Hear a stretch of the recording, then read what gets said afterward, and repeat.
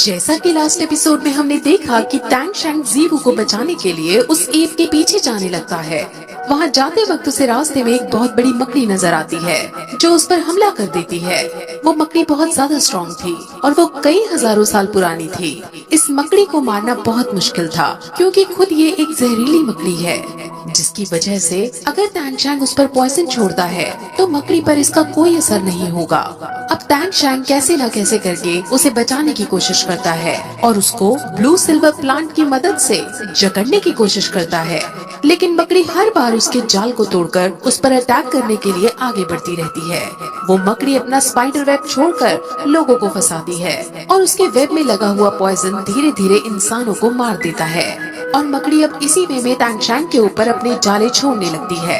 Tang शैंग के hidden weapons का भी उस पर कोई असर नहीं हो रहा था। इस मकड़ी को तभी मारा जा सकता था जब ये मकड़ी घायल हो।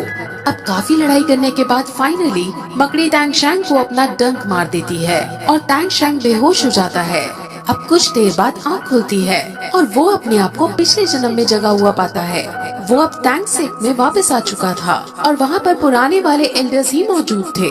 वहाँ टैंग शैंग खड़ा होता है और वो अपने इस लाइफ की मेमोरी बिल्कुल भूल चुका होता है।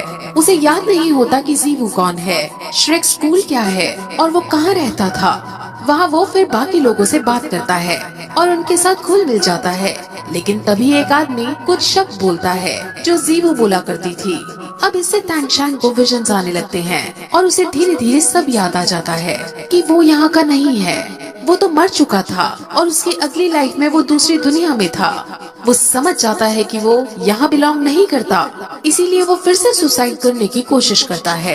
एल्डर्स उसे ऐसा ना करने को कहते हैं और कहते हैं कि तुम चाहो तो यहाँ रह सकते हो, लेकिन टैंग शैंग को जीवू को बचाने के लिए वापस जाना था, इसीलिए वो सुसाइड कर लेता है और तभी फिर से उसकी आँख उसी जगह पर खुलती है जहाँ वो मकड़ी से लड़ रहा था। असल में मकड़ी के जहर से वो बेहोश हो गया था, जिस वजह से वो ये सपना देख रहा था। वो अब होश में आकर अपने आप को मकड़ी के जाल से छुड़ाता है और जीवू को याद करते हुए उस मकड़ी पर अपने हैमर से उस पर वार करता है और उस हैमर से मकड़ी बहुत कमजोर हो जाती है, जिस वजह से अब टैंग शैंग को हिडन वेपन्स तो यूज करने का मौका मिल ही जाता है और टैंग शैंग हिडन वेपन से सीधे उस पर वार करता है और उसे मार गिराता है।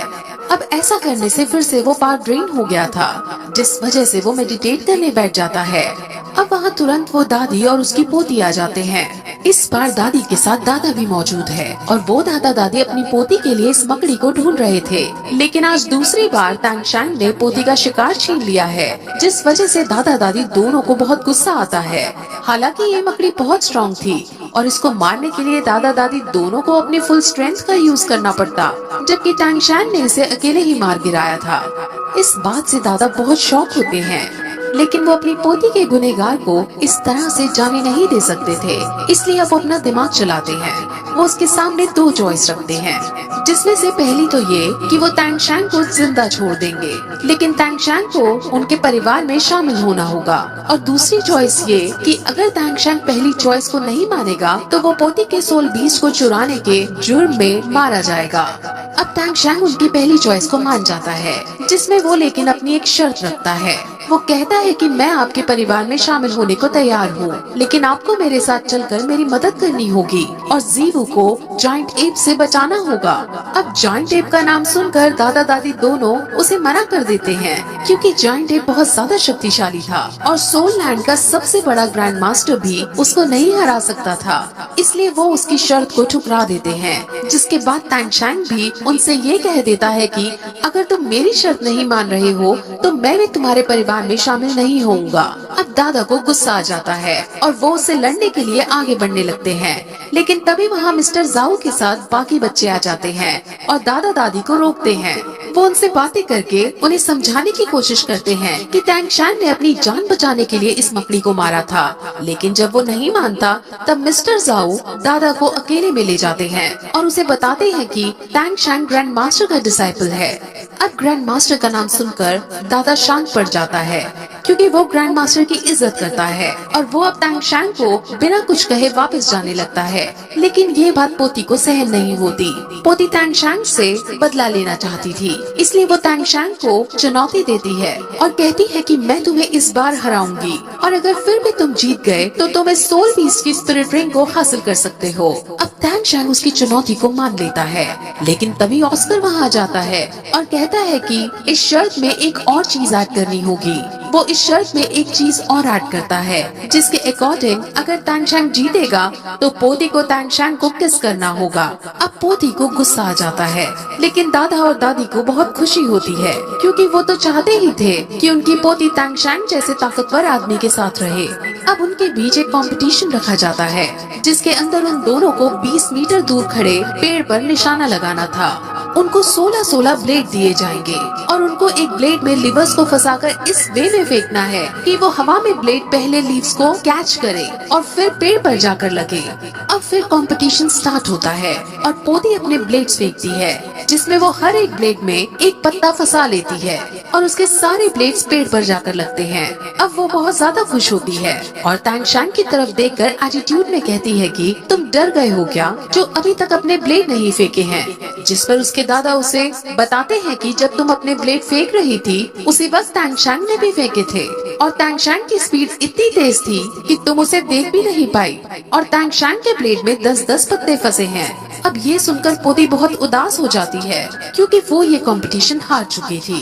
अब टैंग शैंग उसके पास जाता है और उसे संभालता है और कहता है कि तुम्हें निराश नहीं होना चाहिए, क्योंकि मैं इस वेपन्स की प्रैक्टिस 9 सालों से कर रहा हूँ और मेरे इस वेपन्स का नाम हिडन सीक्रेट वेपन है। वो इसके बारे में उसे और बताता है और कहता है कि अगर तुम ये सीखना चाहती हो तो मैं तुम्हें सिखा सकता हूँ। अब पोती टैंग शैंग के इतने पोलाइट नेचर को देखकर उससे इम्प्रेस हो जाती है। टैंग शैंग उसे अपने सीक्रेट वेपन्स भी गिफ्ट के रूप में देता है और पोती अब बहुत खुश होती है।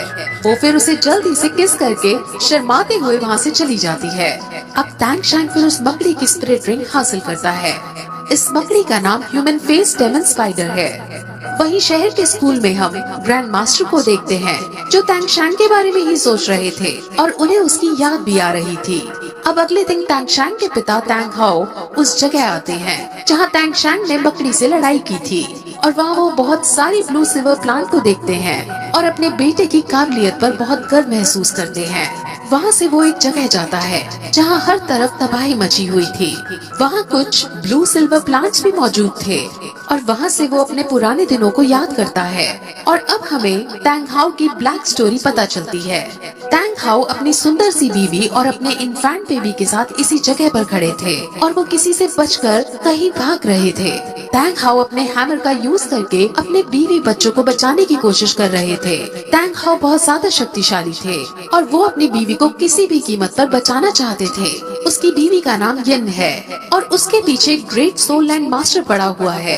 टैंग हाओ अब उस सोल लैंड मास्टर से लड़ता है और टैंग हाओ उस सोल लैंड मास्टर को घायल करके अपनी बीवी को यहाँ से भाग जाने को कहता है। लेकिन सोल लैंड मास्टर फिर से उस पर अटैक कर देता है और वो अपनी फुल स्ट्रेंथ में उस पर वार करता है। लेकिन इस बार भी टैंग हाओ उसके वार से बच जाता है और फिर से भागने लगता है।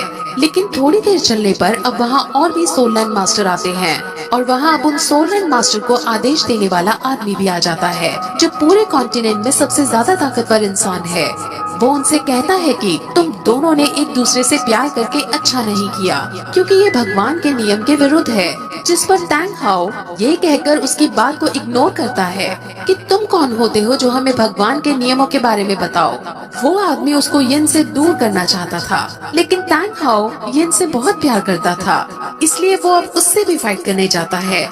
लेकिन तभी वहाँ यन आ जाती है, क्योंकि उसे पता था कि टैंग हाओ अकेले 4 सोल लैंड मास्टर को नहीं हरा पाएगा। वो अपने आप को सैक्रिफाइस करने को तैयार हो जाती है और वो इन्फेंट बेबी को टैंग हाओ को पकड़ाकर मर जाती है। उसके मरने से वहाँ बहुत सारी ब्लू सिल्वर ग्रास पैदा हो जाती है, क्योंकि यन की spirit soul blue silver grass थी। अब ये इन्फेंट बेबी ही टैंग शैंग है और यिन ने टैंग हाउ से प्रॉमिस लिया था कि वो टैंग शैंग की परवरिश अच्छे से करेगा। इसलिए अब टैंग हाउ अपने बेटे पर नजर रख रहा है। अब टैंग हाउ यिन को बहुत याद करता है और इस जगह पर ब्लू सिल्वर ग्रास को यिन समझकर उससे बातें करने लगता है। वही टैंग शैंग जो थर्ड स्पिरिट रिंग को एब्जॉर्ब कर रहा था, वो जीवो को याद करने लगता है। उसे स्पिरिट रिंग को एब्जॉर्ब करने में बहुत ज्यादा दिक्कत हो रही थी क्योंकि ये मकड़ी बहुत ज्यादा स्ट्रॉन्ग थी और टैंग शैंग इसको सहन नहीं कर पा रहा था। लेकिन अब अगर वो बीच में छोड़कर उठता है तो उसकी जान को खतरा हो सकता है। तभी वहाँ जीवो भागते भागते आ जाती है और उसको जिंदा देख सब बहुत ज्यादा खुश होते हैं। वो उनको बताती है कि एक काऊ रोर के सुनने से वो जायंट एक नर्वस हो गया और उसने अपने आप मुझे छोड़ दिया।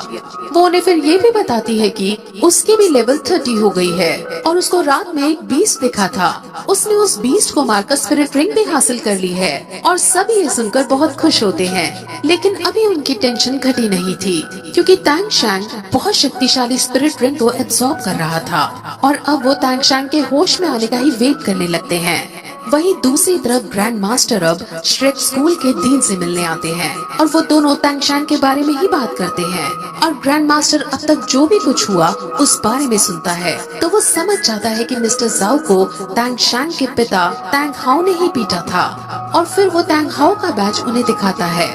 अब फिर हमें टैंग शैंग को दिखाते हैं जो स्पिरिट रिंग को एब्जॉर्ब कर रहा था और फाइनली वो इसको एब्जॉर्ब कर लेता है, जिसे देखकर सब बहुत ज्यादा खुश होते हैं। लेकिन तभी टैंग शैंग म्यूटेट होने लगता है और उसकी कमर में से मकड़ी जैसा पैर निकलने लगता है। मिस्टर जाओ समझ जाते हैं कि एब्जॉर्ब करते वक्त मकड़ी और ये म्यूटेट हो गए हैं और अब सिचुएशन वर्स्ट होने वाली है। अब ये सुनकर सारे बच्चे डर जाते हैं और इसका सोल्यूशन पूछते हैं, जिस पर मिस्टर जाओ सिर्फ एक ही सोल्यूशन बताते हैं कि उन्हें सिर्फ वेट करना होगा।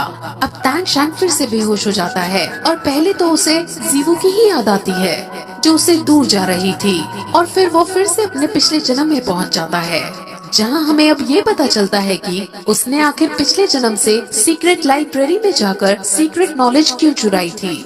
असल में टैंग शैंग को पढ़ने और अलग अलग नॉलेज प्राप्त करने का बहुत शौक था। वो अलग अलग टेक्निक्स और वेपन्स के बारे में पढ़ना और रिसर्च करना चाहता था।